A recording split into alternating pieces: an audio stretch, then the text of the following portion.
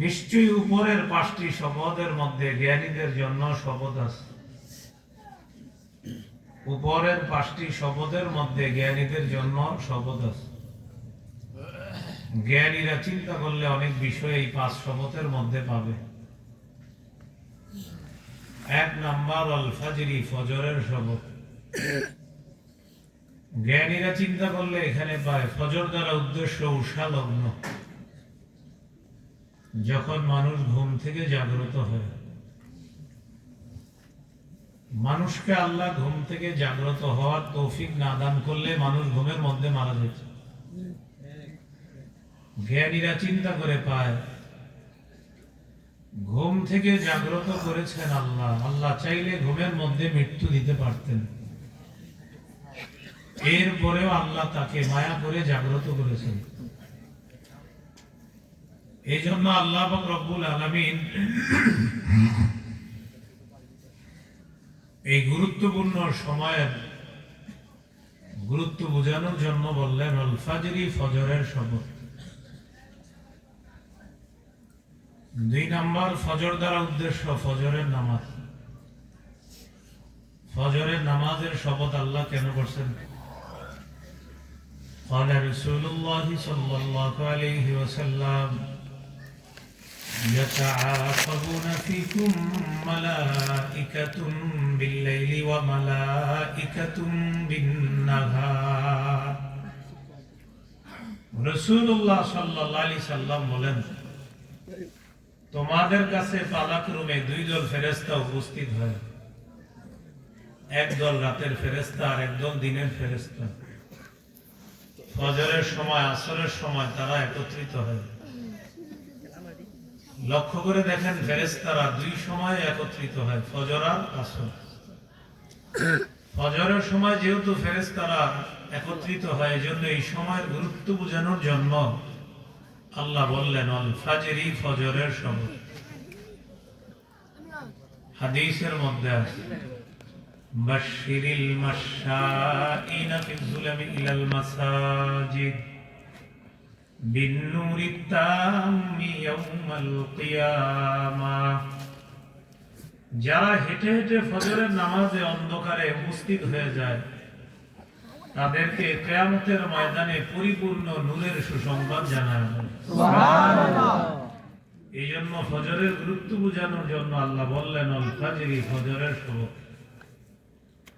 قال رسول الله صلى الله عليه وسلم من صلى العشاء في جماعة فكأنما قام نصف الليل ومن صلى الصبح في جماعة فكأنما صلى الليل كله।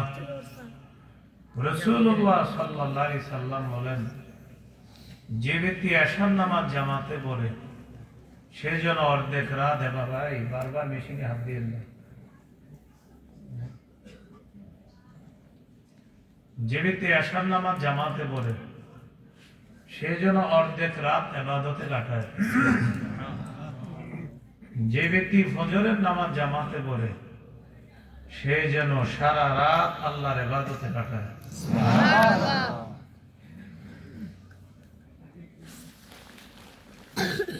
ফজরের নামাজ জামাতে পড়া মানে সারা রাত আল্লাহর ইবাদত করা। এই জন্য ফজরের গুরুত্ব বোঝানোর জন্য আল্লাহ বললেন আল ফাজরি, ফজরের শপথ। সহিহ বুখারীর বর্ণনা। قال رسول الله صلى الله عليه وسلم يعقد الشيطان على قافية رأس أحدكم 3 عقد إذا هو نام। নবীজি বলেন, তোমাদের কেউ যখন ঘুমায় তখন তার মাথার খুলির মধ্যে ইবলিস 3টা গিট দেয়। ইয়াদরিবু কুল্লা উকদাতিন আলাইকা লাইলুন তাওয়ীল ফারকুদ। প্রত্যেকটা গিট দেওয়ার সময় ইবলিস বলে, রাত অনেক লম্বা, তুমি আরো ঘুমাও। রাত অনেক লম্বা, তুমি আরো ঘুমাও। রাত অনেক লম্বা, তুমি আরো ঘুমাও। এইভাবে 3টা গিট দেয়। فإذا استيقظ ওয়া হামিদাল্লাহ। যখন ওই ব্যক্তি ঘুম থেকে জাগ্রত হওয়ার পর বলে আলহামদুলিল্লাহিল্লাযী আহইয়ানা বা'দামা আমাতানা ওয়া ইলাইহিন নুশুর।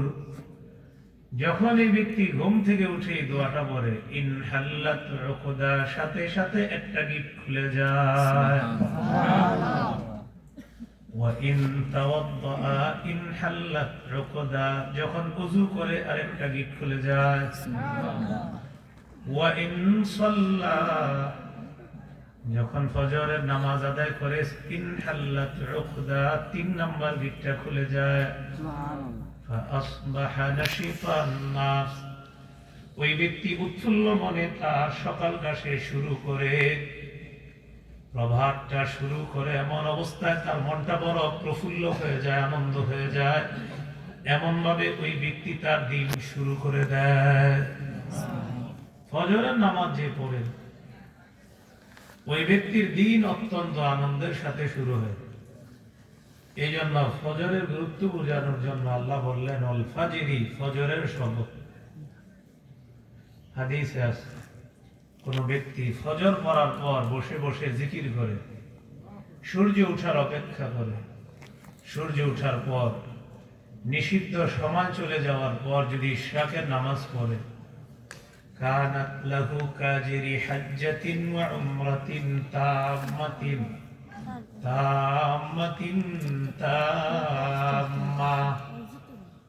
কোন ব্যক্তি যদি ফজরের নামাজ পড়ার পর সূর্য ওঠার অপেক্ষায় জিকিরের মধ্যে মশগুল থাকে, সূর্য ওঠার পর নিষিদ্ধ সময় চলে যাওয়ার পর যদি 2 রাকাত 4 রাকাত ইশরাকের সালাত আদায় করে, নবী বলেন ওই ব্যক্তির আমলনামায় পরিপূর্ণ পরিপূর্ণ পরিপূর্ণ হজ উমরার সওয়াব লিপিবদ্ধ হয়ে যায়। এই জন্য ফজরের গুরুত্ব বোঝানোর জন্য আল্লাহ বললেন ওয়াল ফাজরি, ফজরের শপথ। তাহলে বলেন ফজরের নামাজের গুরুত্ব আছে? আছে। قال رسول الله صلى الله عليه وسلم من صلى الصبح فهو في ذمة الله।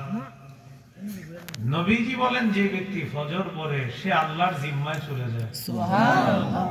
এই জন্য ফজরের গুরুত্ব বোঝানোর জন্য আল্লাহ বললেন ওয়াল ফাজর।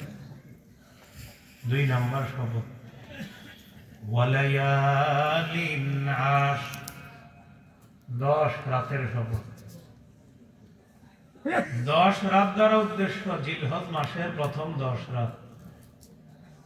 হাদিসে আছে বান্দা যখন নফল ইবাদত করে,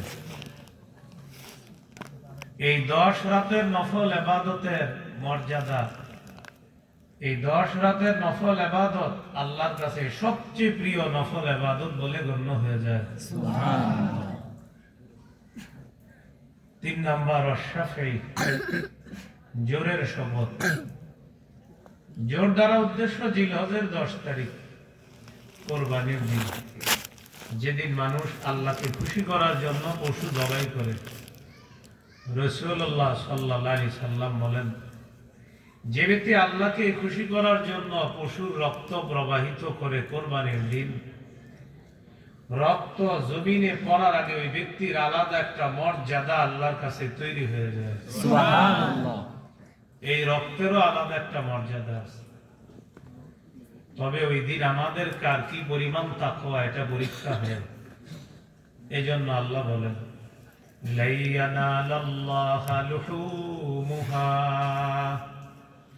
ওয়ালা দিমাউহা ওয়ালাকি ইয়ানালুহুত তাকওয়া মিনকুম।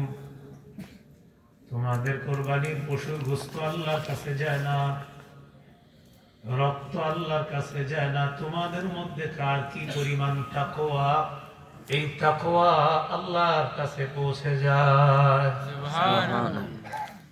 আপনারা কি বুঝতেছেন আলোচনা? জি। নাকি আমাকে খুশি করতেছেন? আমার কথা আগামী অনেকদিন বোঝা যাবে না, ডাক্তার বলে দিচ্ছে। এই জন্য আপনারা কি খুশি করার জন্য ঠিক ঠিক বলতেছেন? সুবহানাল্লাহ। না আন্দাজি। আমি আমার বয়ান একটু বুঝতেছি না। কিন্তু আমি বলতেছি আপনারা একটু বরবর সুবহানাল্লাহ বলেন, এটা বুঝতেছি, এর মানে বুঝতেছি, মনে হয় বুঝতেছেন, আল্লাহ ভালো জানে। 22 দিন যাবত প্রচন্ড অসুস্থ, অনেকগুলা রোগ।